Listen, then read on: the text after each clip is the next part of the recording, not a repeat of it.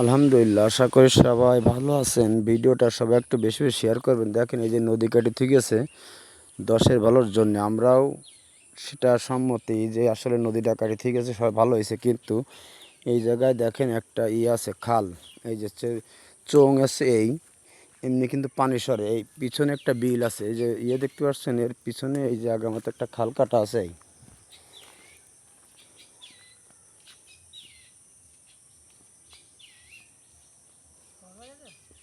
এই যে খালের চিহ্ন, এই খাল দিয়ে এমনি একটা চোং বসানো আছে। এই চোং দিয়ে এই সাইড দিয়ে এমনি পানি পানি বেরিয়ে যায়। কিন্তু সে জায়গায় দেখেন মাটি উঁচা করে কি অবস্থা হয়েছে এখন। আল্লাহ না করুক যদি বৃষ্টি হয়ে তলায় যায়, তাই পানি সরার কোনো লাইন নেই। এরকম কিন্তু আমাদের এলাকায় অনেক এরকম এই খালের আছে, কিন্তু একটা খালেরও মুখ ছাড়াই দিয়ে যায়নি। এখন ওরা বলছিল ছাড়াই দিয়ে যাবে, কিন্তু ছাড়াই দিয়ে যায়নি। এখন এই খালের মুখটা হচ্ছে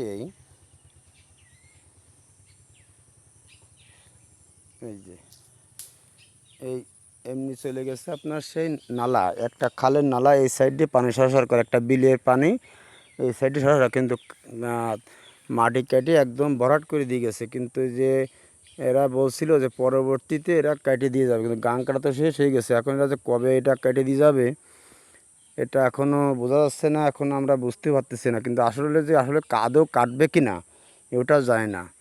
তা আমাদের একটাই দাবি এবং একটা আবেদন এবং একটা অনুরোধ, যেন এই যতগুলো খালের মুখ আছে সবগুলো যেন ছাড়াই দিয়ে যায় এবং সবগুলো যেন কাটিয়ে দিয়ে পানি সরার ব্যবস্থা করে দিয়ে যায়।